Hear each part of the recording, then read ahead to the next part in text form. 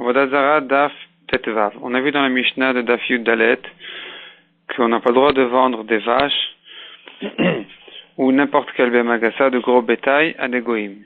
La Gemara demande pour quelle raison on n'a pas le droit de leur vendre. Dit la Gemara que le problème il est un problème de Shabbat. C'est-à-dire que si le propriétaire juif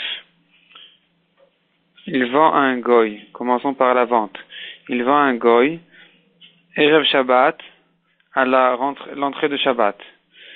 Si le goy demande en essayant le goy demande à tester la bête et le juif, le vendeur, il pousse un son et la vache entend le son de son propriétaire juif, elle fait un pas en avant dans le Reshut Harabim en portant quelque chose. Eh bien, si Shabbat est déjà rentré, le juif a transgressé Shabbat. Et ce issour-là s'appelle le issour de Mechamer, qui fait marcher sa bête en portant quelque chose dans le Reshut Harabim. Et donc, puisqu'on craint qu'il en arrive à transgresser Shabbat de cette manière-là, Chachamim ont interdit tous les jours de vendre ces bêtes, ces vaches, à un goy. Autre raison, dit la Gemara, selon la Maskana, si le juif loue ou prête sa bête à un goy, le goy ne l'a pas acquise, elle appartient encore au juif propriétaire, vendeur, le propriétaire. Et donc, puisqu'elle appartient encore, si le goy fait des melachot Shabbat avec cette bête-là, le juif a transgressé Shabbat puisqu'un juif est ordonné de garder Shabbat non seulement lui-même, mais même ses behemoth, même ses bêtes. Et c'est pour cette raison que Chachamim ont interdit de vendre à des goïms des vaches ou des taureaux, de peur qu'il en arrive à les louer ou à les prêter à un goy, et que le goy va en faire des melachot pendant Shabbat. La Gemara précise que s'il vend à travers un intermédiaire à un goy, c'est permis. Autre halakha, on voit dans la Gemara, si on peut se douter que le goy qui vient acheter la vache, il ne veut pas s'en servir pour en faire des melachot, pour la faire labourer ou travailler, mais il veut plutôt lui faire la manger sa viande. Dans ce cas-là, on a le droit de la vendre à un goy.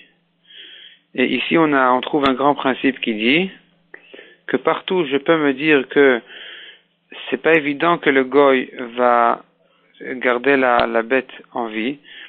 Et donc, je peux me dire qu'en fait, il voudra manger sa viande. Et donc, si j'ai deux possibilités, soit qu'il veut la garder et c'est assourd de le lui vendre, soit qu'il veut la manger et c'est moutard de lui vendre, j'ai le droit de compter, de me dire de considérer, d'admettre que la vera ne sera pas faite. La Gemara dit, dans deux exemples, tout dépend de la logique des choses. C'est-à-dire aussi bien à propos de la vera de l'Ifnei Iver, la Ditan Mirchol, qui dit « Je n'ai pas le droit de vendre à n'importe qui va en faire une avera », qu'à propos de la vera où un homme, en fait, a le devoir de faire attention à ce que ses bêtes ne transgressent pas Shabbat, ou autre chose, comme par exemple que son champ ne soit pas travaillé pendant la Shemitah. Dans tous ces cas-là, tant que je peux me dire que la vera ne sera pas faite, j'ai le droit de le vendre. J'ai le droit de vendre, par exemple, mon champ à quelqu'un qui ne garde pas la Shemitah, en considérant que cette année, il ne va pas le travailler. De même ici, on a le droit de vendre sa bête à un goy, en considérant que peut-être qu'il veut la manger et non pas travailler avec. Et dans ce cas-là, il n'y a pas de problème de Shabbat. Et donc, puisqu'il y a une possibilité qui dirait que la vera ne sera pas faite, je peux m'appuyer sur cette possibilité, sur ce safek-là, tandis que si la logique des choses dirait que, a priori, celui qui a acheté, il va en faire des avérotes, dans ce cas-là, c'est interdit de le lui vendre.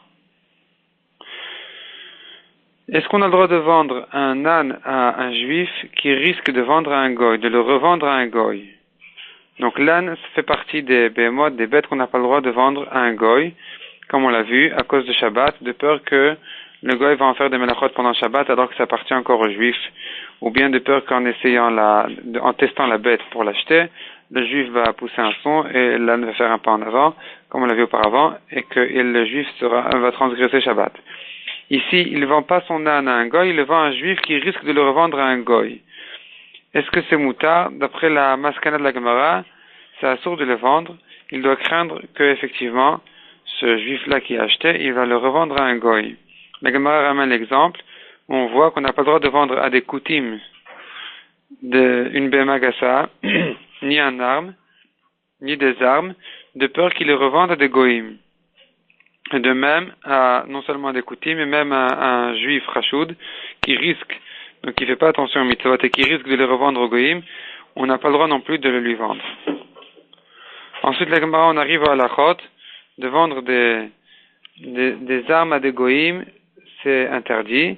Un juif qui ne risque pas de tuer quelqu'un, des fois c'est quand même interdit parce qu'il risque de voler et de se protéger avec ses armes.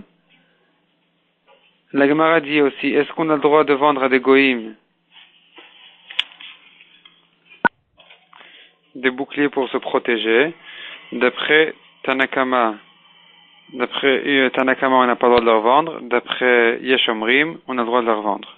Autre halakha qu'on voit dans le daf suivant, daf Tetzain, de leur vendre du fer qui vient d'Inde, on n'a pas le droit puisque c'est évident qu'ils vont en faire des armes.